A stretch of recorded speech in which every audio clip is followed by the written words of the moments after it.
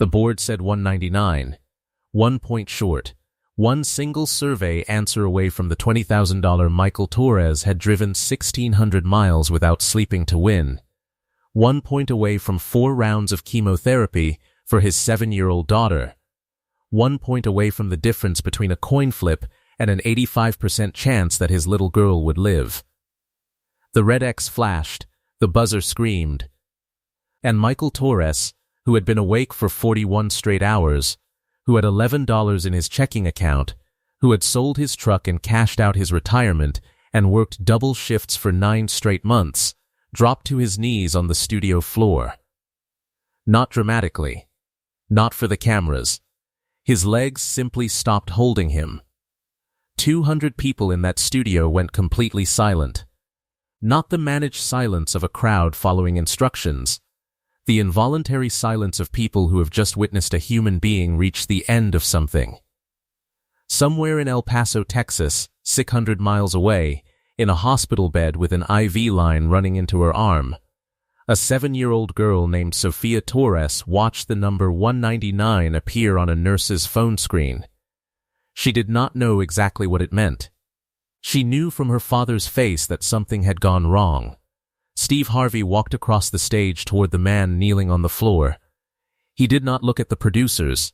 He did not look at the cameras. He looked at Michael. And he said something that would be shared 347 million times. But to understand what he said, to understand why it reached people the way it reached them, why grown men cried at their kitchen tables at 9 o'clock on a Friday night watching a game show clip on their phones, you have to go back. You have to understand what it costs a man to drive through the night with $11 in his account to stand under the lights of a television studio. You have to understand what a 7-year-old girl with cancer means when she says, in the dark at 12:30 in the morning, that she just wants her father to stay. You have to understand Michael Torres. And you have to understand the system that made him kneel. Michael Torres was 31 years old and standing 40 feet up on scaffolding at a commercial construction site in North El Paso when his cell phone buzzed in his pocket. It was a Tuesday in September 2017. The site was a 3-story office building in the early stages of framing, and Michael had been on the crew since the groundbreaking. He was a good worker, reliable, careful, the kind of man a foreman trusted with the detail work because he understood that speed without precision created problems that cost more time than the speed had saved. The call was from the pediatrician's office. A nurse had called because the doctor could not wait for a callback. Michael's daughter Sophia had gone in that morning for blood work. Routine blood work, or what had seemed routine, the pediatrician had ordered it to investigate a pattern of symptoms that had been building for 2 months. Fevers that appeared without explanation and took too long to break, bruising that showed up from contact that should not have left marks, fatigue that was too heavy for a healthy 5-year-old body. The pediatrician had mentioned anemia as one possibility, or a viral infection. She had been calm and specific. Michael had not been worried. The nurse said, "The doctor needs you to come in right now. Not tomorrow. Right now." Michael climbed down from the scaffolding and got in his truck. He drove to Providence Children's Hospital in 12 minutes. He did not know what he was driving toward. He was still working through possibilities, something fixable, something with a prescription and a timeline measured in weeks. He parked and walked into the hospital, and a staff member was already waiting for him at the reception desk, which was not a good sign but which he did not yet read as a bad one. A pediatric oncologist named Dr. Reyes sat him down in a room with no windows. There was a tissue box on the table. Michael noticed it and did not reach for it. The diagnosis was acute lymphoblastic leukemia. Stage 3. Aggressive, treatment needed to begin within 2 weeks. The estimated cost of the full treatment protocol, $280,000. Michael had health insurance through his employer, a mid-size commercial construction company. It was a high-deductible plan with a $12,000 annual out-of-pocket maximum. He made $47,000 a year. He was a single father. Sophia's mother had left when Sophia was 14 months old and had not made contact since. There was no second income. There was no substantial savings. There was a 401k with about $14,000 in it and a checking account that carried a balance of roughly $2,000 between paychecks. There was no safety net of the kind that makes these conversations survivable without the arithmetic destroying you. Michael sat in that windowless room and listened to Dr. Reyes explain the treatment plan. He asked questions. He wrote things down. He always brought a small notebook to important appointments, a habit from his construction work where the details of a job could not be trusted to memory alone. He wrote down the name of the drug. He wrote down the dosage schedule. He wrote down the phrase acute lymphoblastic leukemia and underlined it so he would know how to spell it when he looked it up later. Dr. Reyes was kind and specific. He did not minimize what he was saying. He explained the treatment protocol, the timeline, the realistic range of outcomes. He said Sophia was young and otherwise healthy, which were factors in her favor. He said the standard chemotherapy would begin immediately. He said there was also a targeted therapy drug, newer, more expensive, specific to Sophia's cancer subtype, that significantly improved the odds. He said the survival rate with the standard treatment was adequate. With the targeted drug, it was much better. Michael asked him to define much better. Dr. Reyes said without the targeted drug, survival odds for this specific subtype at this stage ran under 50%. With it, they were approximately 85%. Michael wrote that down too. He underlined it. Then he drove home, sat in his car in the parking lot of his apartment complex for about 15 minutes, and then went inside to tell his daughter that she was going to need some special medicine for a while, and that it might make her feel bad sometimes, but that it was going to help her get better, and that he was going to be right there the whole time. That was partly true. The part about being right there, that was the part that would not hold. Sophia Torres was 5 years old when she was diagnosed. She was small for her age, with dark curly hair she had inherited from Michael, and a laugh that people consistently described as startlingly large for someone so small, the kind of laugh that made strangers turn their heads because it was not what they expected from a 5-year-old. She took things seriously. She liked dinosaurs, specifically the ones that were not carnivores, which she explained was more interesting because surviving without being scary was harder. She liked the color yellow. She was learning to read, slowly and with great concentration, and she was proud of each new word in the way children are proud when they have worked at something and it has worked back. She also bruised easily, ran fevers, was tired in the specific way of a body that was working on something it was not telling anyone about. After the diagnosis, Michael told her the truth in the way you tell a 5-year-old a hard truth, in pieces, without the parts that would only frighten her without helping her understand. He told her she was going to need medicine. He told her the medicine was strong and might make her feel sick sometimes, but that it was working on something inside her that needed to be fixed. He told her she was going to lose her hair for a while, which was sad, but that it would come back, and that in the meantime she could choose any hat she wanted. He told her Dr. Reyes was very good at his job. He told her everything was going to be okay. He said this every single day. He needed to say it as much as she needed to hear it, maybe more. The months that followed were the months that never make the news. Not the diagnosis, which people understand as a singular terrible event, but the daily reality of a house reorganized around a child's illness. The medication schedules taped to the refrigerator, the appointments 2 and 3 times a week, the side effects, expected ones and unexpected ones. The nights Sophia couldn't sleep because of the nausea or the bone pain the chemotherapy caused as it worked through her system. The days she was relatively fine and they could almost forget, for a few hours, what was happening inside her blood. The days she was not fine at all. The way the good days and the bad days had no predictable pattern, which meant that relief was always provisional and worry was always a background condition running beneath everything else.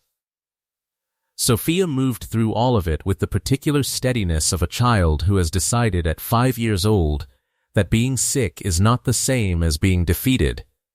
She asked questions constantly about the medicine, about the hospital equipment, about the biology of what was happening in her body in a way that Dr. Reyes described as the most sophisticated patient curiosity he had encountered in his career. She kept her dinosaur collection organized on the windowsill of her room, with the herbivores in front because, she explained, they needed the best view. She read her picture books slowly and carefully and was proud of each new word. She wore her yellow hats, all 3 of them. Michael's mother Dolores was 64 years old and had arthritis in both knees and lived in El Paso, 20 minutes from Michael's apartment. When Michael called her that evening to tell her about the diagnosis, she listened to everything he said. Then she said, "I'm coming." She moved in within the week. She took the couch. She did not make a production of it. She simply arranged her life around the new reality of her granddaughter's illness, with the same practical efficiency she had always applied to difficult situations, not by pretending they weren't difficult, but by doing what needed to be done without dwelling on the difficulty. She cooked. She cleaned. She drove Sophia to every single appointment. She sat in the waiting rooms and held Sophia's hand and answered the questions a 5-year-old has about hospitals, which are many and specific and not always the questions adults would have expected. She held Sophia's hair back at 3 a.m. when the chemotherapy made her sick, and rubbed her back, and said things in Spanish that had the rhythm of prayers. She was 64 years old with deteriorating cartilage in both knees. She never once complained. Not once. Michael noticed this every day and was grateful for it every day and was never able to thank her the way the gratitude deserved. Because by the time he got home from his first shift there was barely enough time to eat something before his second shift started, and what he had to give Dolores, what he had to give anyone, was running lower every week. The first round of chemotherapy was partially covered. Michael paid $3,400 out of pocket for the portions his insurance classified differently from the primary treatment: anti-nausea medications, certain IV solutions, specialized blood work. He put it on a credit card with 24.9% interest because there was no alternative. He made the minimum payment each month because making more was not possible. The second round required the targeted therapy drug. Dr. Reyes explained again why it was critical. This was not a preference or an upgrade. It was the difference between an adequate treatment plan and an effective one. The drug had been proven in peer-reviewed clinical trials to dramatically improve outcomes for Sophia's specific leukemia subtype.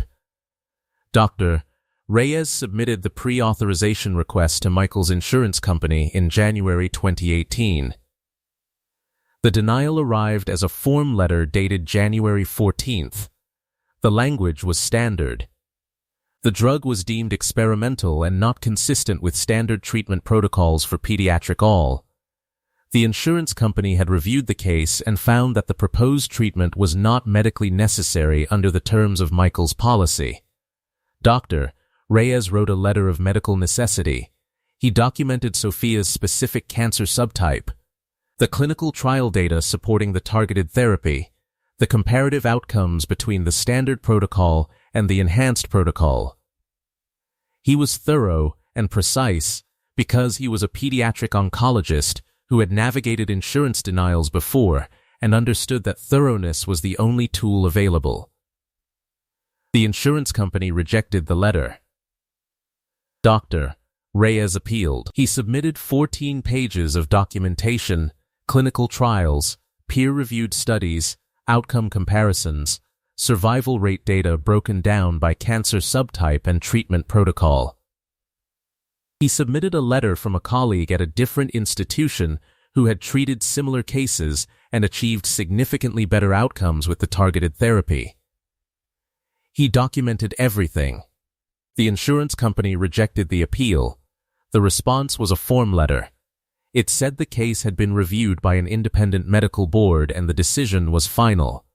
Michael later discovered, through a legal aid clinic that helped him understand his rights under the appeal process, that the independent medical board was a single contracted reviewer working in an office in Nebraska who specialized in cost management and had no documented experience treating pediatric oncology patients. This was legal. This was a standard feature of the system, not an exception to it. The system was functioning correctly. The system had decided that Sophia's drug was not worth approving. Michael started working double shifts the week the second appeal was rejected. He took his regular construction job from 6 a.m. to 2:30 p.m. He drove across town and started at a warehouse loading and unloading commercial trucks from 4 p.m. to midnight. He slept from 1 a.m. to 5 a.m., 4 hours, 5 nights a week.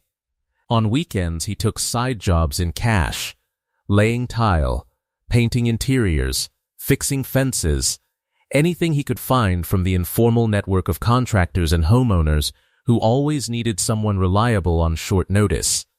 He charged less than the going rate because he needed the calls to keep coming.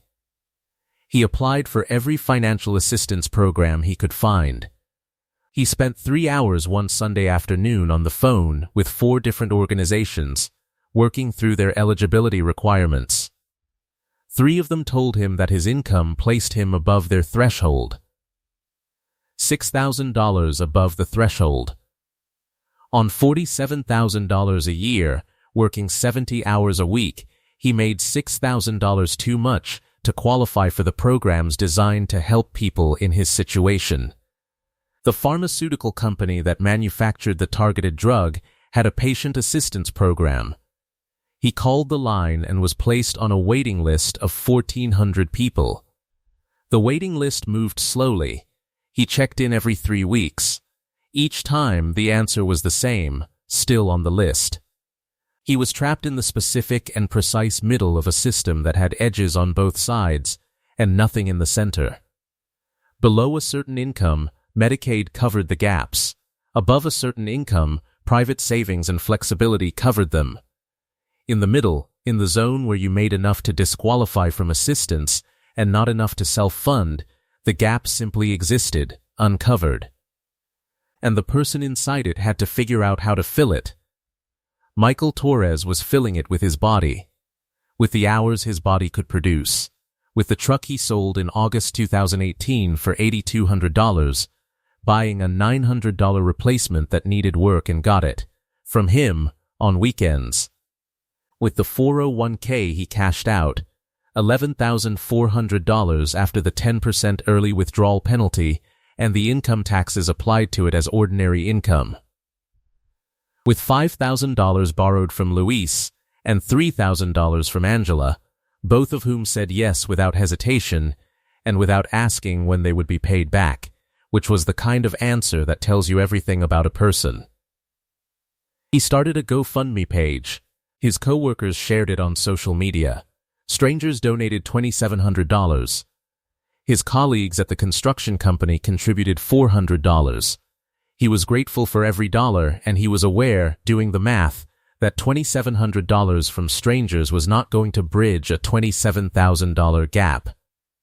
After 9 months of double shifts, side jobs, selling possessions, borrowing from family, 4 hours of sleep a night, Michael had accumulated $31,000 toward the targeted drug. He needed $58,000. The gap was $27,000. Michael did the math every way he could think to do it. He had a spreadsheet on his phone. He had started it in October 2017, 2 weeks after the diagnosis, and he updated it every week.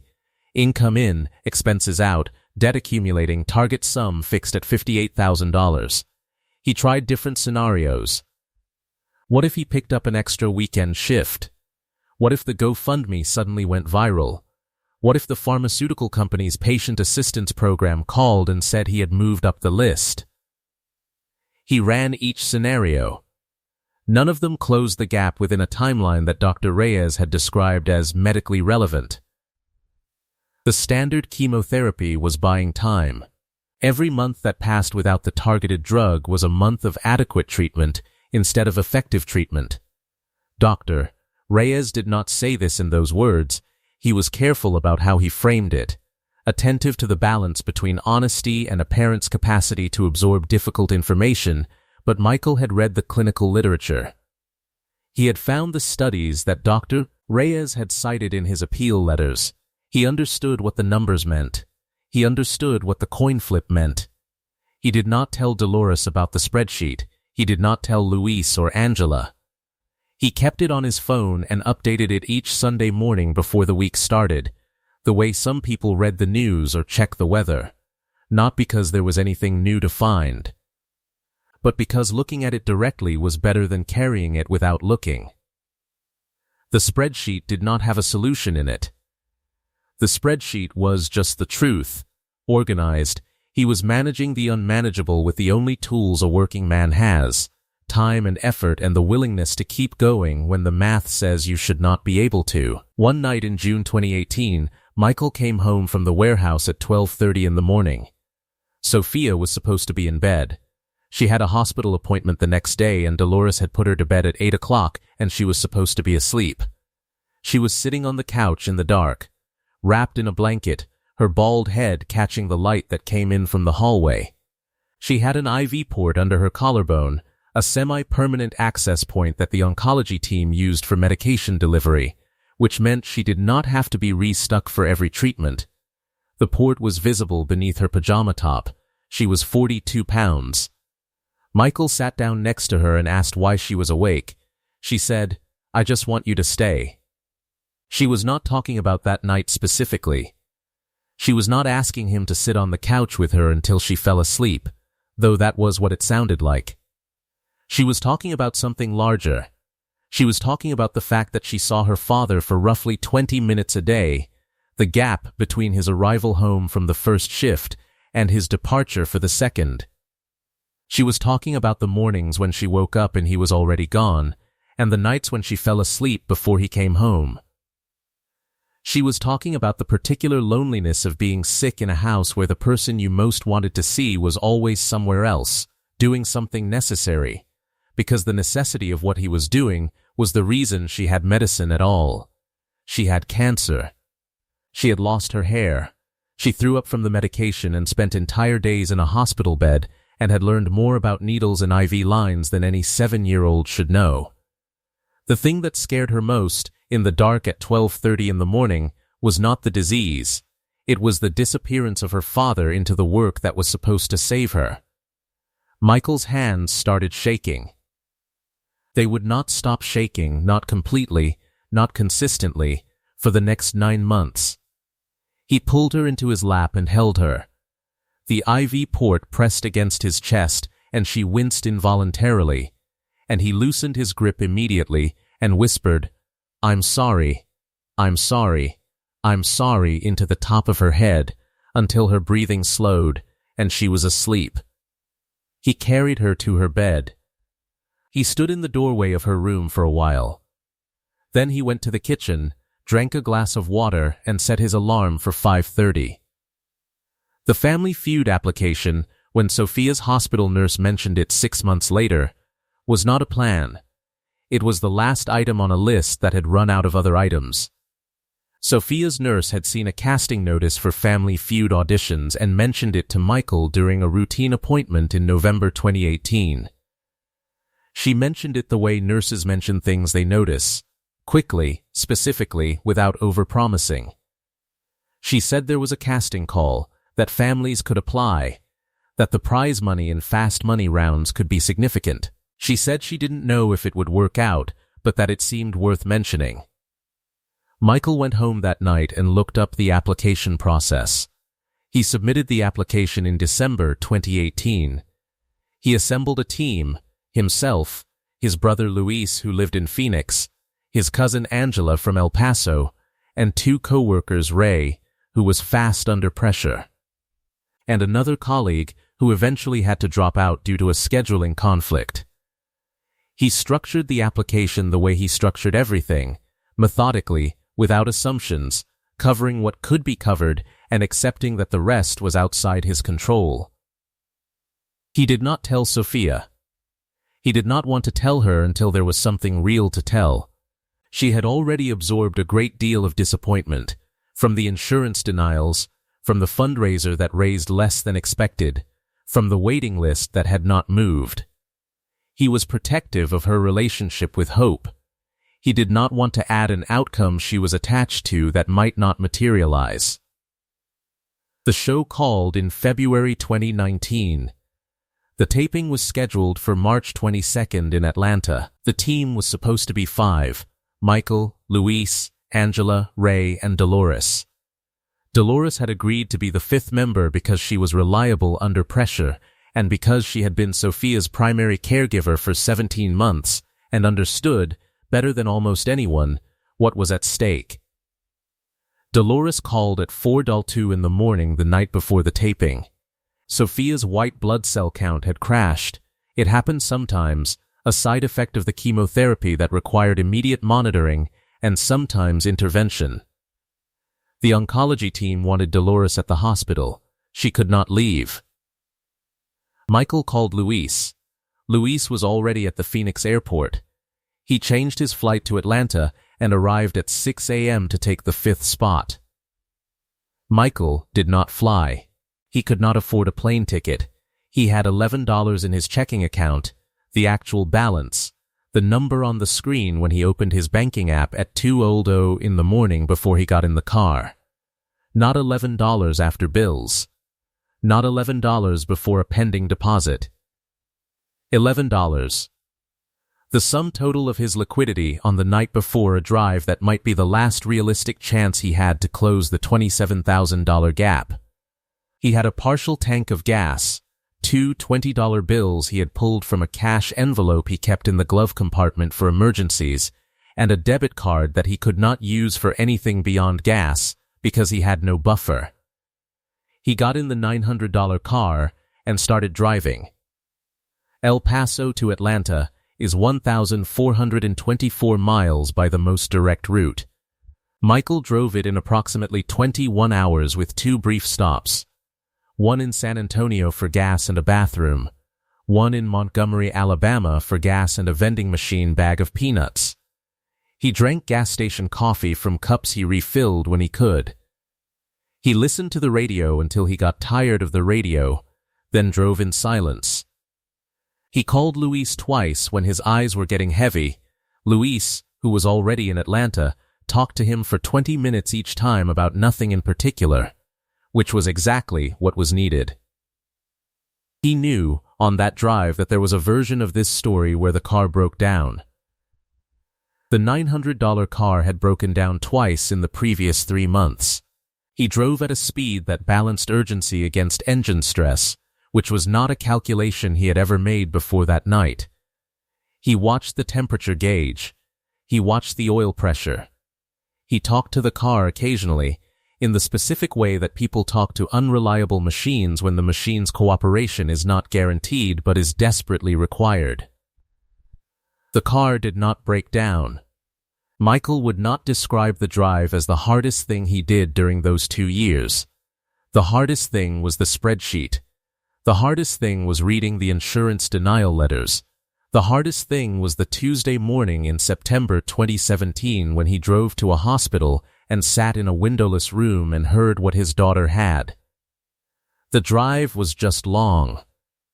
It was just dark and quiet and 1,600 miles of highway, and he did it because it was the next thing on the list and the list needed to get done. There is a particular quality to the thinking that happens after 30 hours without sleep, not delirium, not confusion, but a simplification. The secondary considerations fall away. The things that are not essential stop presenting themselves. What is left is the essential thing, clean and precise. He was driving to Atlanta because his daughter needed $58,000 for chemotherapy, and this was the way to get it. Everything else was noise. He thought about Sophia for most of the drive. Not anxiously. He had exhausted anxiety months ago. He thought about her the way you think about someone when the thinking is a form of being with them. He thought about her laugh. He thought about the yellow socks. He thought about the night on the couch when she said she just wanted him to stay. He thought about the spreadsheet and what it would look like on Monday morning if this went the way he had prepared for it to go. He thought about Dr. Reyes saying 85%. He drove. He arrived in Atlanta at 7 to local in the morning on March 22, 2019. He had been awake for 41 hours.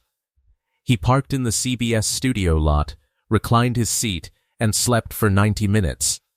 Then he got up, changed his shirt in the car, splashed water on his face from a plastic bottle, and walked into the building. Before he left the parking lot, he called Sophia. She was at the hospital. Dolores held the phone for her. Sophia sounded tired but alert. The particular alert of someone who has learned to conserve energy and deploy attention carefully. Michael told her he was in Atlanta. He told her he was about to go in. He told her to watch, that there was going to be a way for her to see it. The hospital nurse arranged a phone propped against Sophia's pillow. Sophia pulled her blanket up and wore her yellow socks. The hospital floor was cold, and waited. A makeup artist backstage worked on Michael's eyes for 10 minutes. She did what she could. The circles were the kind that go past the skin, that come from the inside, that makeup cannot fully reach. She looked at him when she was done and said he looked great, which was kind of her. The competing family, the Parkers from Tallahassee, arrived in matching green jerseys, 7 strong, warm and energetic and ready. They were a good family having a great day. Michael watched them from across the green room with no particular feeling about them. They were doing what families do at a game show. He was doing something else.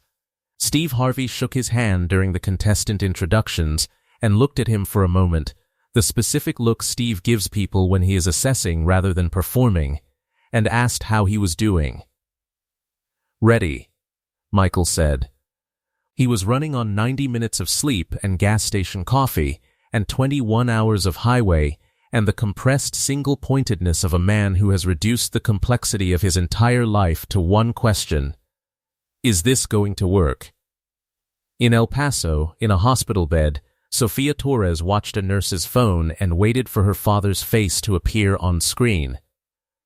The Torres family played the main game with the particular focus of people for whom losing is not an abstract outcome. They were not cavalier. They were not performing for the audience. They played each round as if it were the only round, with the controlled urgency of a team that had talked through every scenario and understood what the fast money round represented.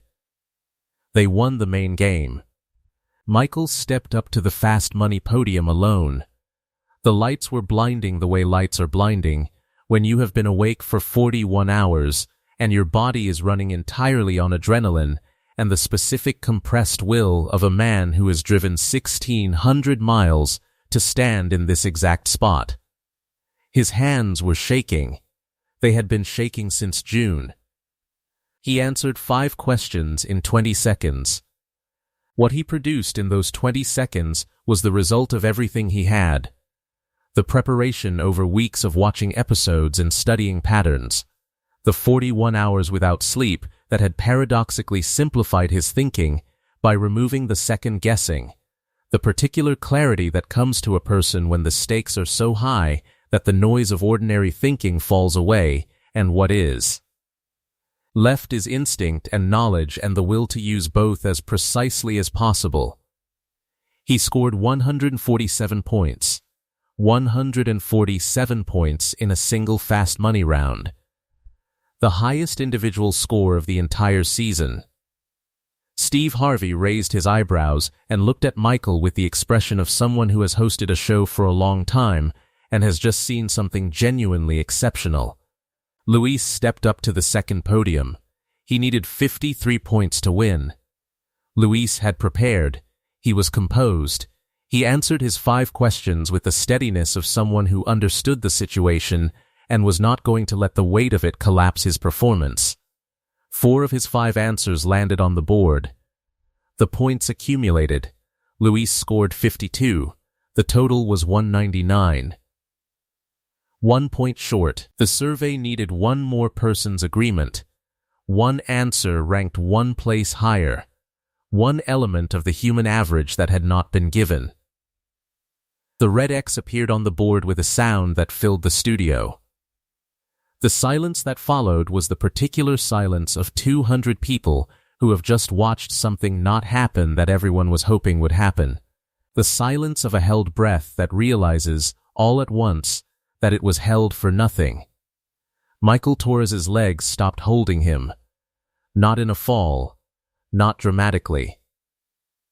The momentum went out of them the way momentum goes out of a body when the thing it has been running toward disappears. His knees met the stage floor. He was kneeling in the middle of the set, under the studio lights, with his hands on his thighs and his head dropping slightly forward. He did not make any sound. Luis looked at his brother and could not speak. Angela covered her mouth with both hands. The Parkers, on the opposite side of the stage, stood completely still.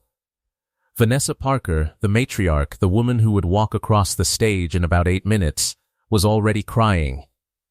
In a hospital room in El Paso, a 7-year-old girl in yellow socks watched the number 199 appear on a nurse's phone and did not fully understand it, but understood from the silence that something had gone wrong. She looked at the phone. She looked at the ceiling. She pulled her blanket up a little further. Steve Harvey crossed the stage. He did not look at the producers. He did not look at the cameras. He looked at the man kneeling on his stage floor. "Stand up, brother," he said. "We're not done yet." Steve crouched down beside Michael, not standing over him. Beside him, at eye level, the position of someone who wants the other person to know that what is about to be said is not for the room, even when the room is watching. "Why are you here?" Steve asked. "Not for the show. Not for the audience. For yourself, why are you here?" Michael could not speak at first. The adrenaline that had been holding him upright through 41 hours of no sleep and 21 hours of highway had dropped, and what was left beneath it was everything he had been carrying. It came out in broken pieces, not because he was a person who broke easily, but because a person can only hold something for so long before the holding becomes the whole of what they have left. The cancer. The diagnosis when Sophia was 5. The targeted drug and the 85% versus the coin flip. The insurance denial. The letter from the company that called the drug experimental. Dr. Reyes's 14 pages of clinical evidence rejected. The independent reviewer in Nebraska who had never treated a child with cancer. The second job at the warehouse. The 4 hours of sleep. The credit card. The truck sold for $8,200. The $900 replacement car that broke down twice a month. The 401k emptied out. The $5,000 from Luis and the $3,000 from Angela and the $2,700 from strangers on the internet. 9 months of all of it. And then Sophia, watching right now. From her hospital bed in El Paso, on a nurse's phone. She was there right now. Steve's face changed. Not the performed change of a television host managing a difficult moment. The involuntary change of a face receiving true information. A tightening of the jaw. A wetness at the corners of the eyes. The chest expanding with a breath held a long time before being released. "Stop the tape," Steve said. A producer's voice came through his earpiece. "Steve, we can't. We're on schedule." Steve reached up and removed the earpiece. He set it carefully on the edge of the podium. It was the second time in his career he had done that. "I said stop the tape," Steve said. Every camera in the studio locked on his face. The room was in the deep, complete silence of 200 people who understood, without being told, that the show they had come to see had just become something else. Steve turned back to Michael, still crouched beside him, still at eye level. "Let me tell you something," Steve said. His voice was low and stripped of everything that was not essential. I know what it's like to carry something so heavy you can't stand up anymore. I made God a promise a long time ago, he continued. I said, if you get me out of this car, I was living in a 1976 Ford Tempo, brother, 3 years, showering at gas stations. I didn't have anywhere to go. If you get me out of this car, I will spend the rest of my life helping people who can't help themselves. I made that promise, and I meant it. He paused. Nobody helped me at my lowest. Nobody, and I swore that if I ever had anything at all, I would never let another person kneel on a floor the way I knelt on the floor of that car. He put both hands on Michael's shoulders. So stand up, because I'm about to keep my promise. Michael stood. What happened in the next 26 minutes was condensed to 7 in the final edit, but the people in the room saw all of it. The crew who were there spoke about it for years afterward. Not the way people speak about a good episode, but the way people speak about something that changed the way they understood their own work. Steve turned to the Parker family. He did not say anything to them. He did not have to. Vanessa Parker was already walking. She crossed the stage the entire width of it from her family's side to the Torres side and wrapped her arms around Michael, a man she had met 2 hours ago, a man whose family had been competing against hers. She held him and she said, "You take that money. You take every penny." Steve awarded both families the full $20,000. He wrote a personal check for the second payment on camera. Then he asked for a producer's phone. He called Providence Children's Hospital in El Paso. On camera, in front of 200 people, he asked for Dr. Reyes by name. When Dr. Reyes came on the line, Steve said, "Doctor, my name is Steve Harvey. I'm standing next to Michael Torres. Sophia Torres is your patient. I need you to tell me exactly what drug she needs, exactly how many cycles, and exactly how much it costs, because we're paying for it today." The studio fell into the kind of silence that 200 people produce when none of them are breathing. Dr. Reyes, audibly stunned, provided the specifics. 4 cycles of the targeted therapy at $14,500 each, plus supplemental medications. Total, approximately $62,000. Steve said, "Done. Send the bill to the Steve Harvey Foundation." Then, doctor, put Sophia on the phone. A nurse carried the phone to Sophia's bed. She held it to Sophia's ear. 200 people in that studio, and the 300 million people who would eventually watch the clip, heard a 7-year-old girl say, in a small, medication-roughened voice, "Hi, Mr. Steve." Steve said, "Sophia, your daddy's coming home, and he's bringing you something." Sophia said, "What?" Steve looked into camera 3. He said 5 words, "No child fights cancer alone." Every face in the studio was wet, not performing, not managing. The crew behind the cameras, the audience in their seats, the Parker family on their side of the stage. Luis at the second podium, his hand pressed flat against his mouth. A sound engineer later said he had to mute his microphone because he was crying too hard to stay quiet. He had worked on 22 episodes. He had never done that before. Steve turned to the audience. Everyone watching at home, this man worked 2 jobs, sold his truck, cashed out his retirement, and drove 1,600 miles without sleeping. Because the system told him his daughter's life wasn't worth the paperwork. If that doesn't make you angry, I don't know what will.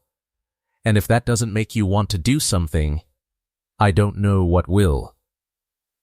He announced the creation of the Sophia Torres Foundation, seeded with $250,000 from the Steve Harvey Foundation, dedicated specifically to covering the gap between what insurance approves and what children with cancer actually need. The applause lasted 4 minutes.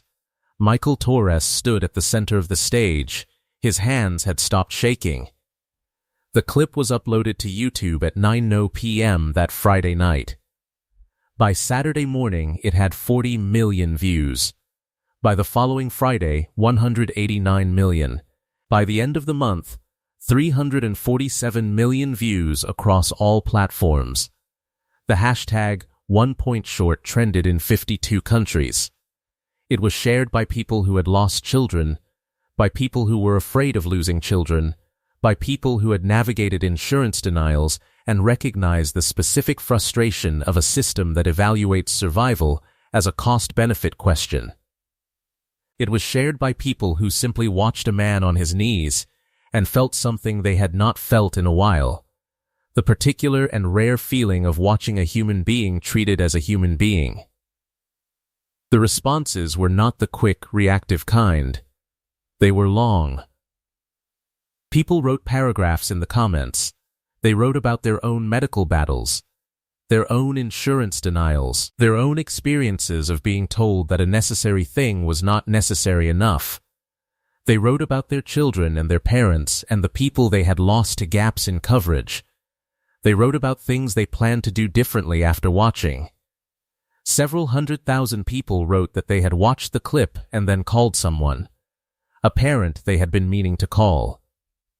A sibling, a friend they had let too much time accumulate with. A spouse, to say something they had been putting off saying. The Sophia Torres Foundation received $22.3 million in donations in its first 14 months. The Steve Harvey Foundation seeded it with $250,000. The rest came from people watching a 7-year-old girl's voice on a nurse's phone, saying, "Hi, Mr. Steve," and deciding to do something about what had put her in that hospital room. With those funds, the foundation identified and covered treatment costs for 1,847 children whose insurance companies had denied coverage for medications their treating physicians said were necessary. Each one of those children had a Michael Torres, a parent doing the math, running the numbers, working the hours, reaching the wall. The foundation did not change the system. The system is still the system. The independent reviewer in Nebraska still reviews cases he is not qualified to evaluate. Families still receive form letters that describe life-saving drugs as experimental. The threshold that placed Michael Torres $6,000 above the eligibility line for assistance still exists. And families still fall into that gap every day. But the foundation built a door in the wall. 1,847 times, the door was there when a family needed it. Sophia completed all 4 cycles of the targeted therapy. By November 2019, 8 months after her father knelt on a stage in Atlanta, Dr. Reyes declared her in full remission. Her white blood cell counts stabilized. Her IV port was removed in a brief procedure that Sophia described afterward, with the precision she applied to most things, as weird but not bad. Her hair grew back, dark and curly, exactly like Michael's. She gained 11 pounds in 4 months. She started 2nd grade 5 months late and finished the year with straight A's, which she announced at dinner one night without preamble, placing her report card on the table as evidence. Michael quit his second job. He went back to one shift at the construction company, came home at 3 p.m., and was at the bottom of the driveway every single day when the school bus arrived. He had missed that moment for 2 years. He did not miss it again. He paid back Luis. He paid back Angela. He bought a used truck, more reliable than the $900 car, less nice than the one he had sold. He kept the $900 car for a few months because it was hard to let go of, and then he let it go, because Sophia was in remission and some things do not need to be held once the crisis has passed. In a 2021 interview, Steve Harvey was asked about the 199-point moment. He was quiet for a long time before answering. "That board said 199, he said, but God said 200. The point that was missing, it wasn't on the board. It was me. I was the missing point." The interviewer asked if he had ever had a moment like that before on the show. "I've had sad moments," Steve said.